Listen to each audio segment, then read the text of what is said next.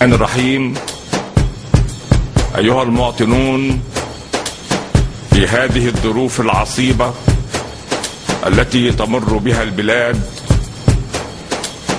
قرر الرئيس محمد حسني مبارك تخليه عن منصب رئيس الجمهورية، وكلف المجلس الأعلى للقوات المسلحة لإدارة شؤون البلاد، والله الموفق والمستعان.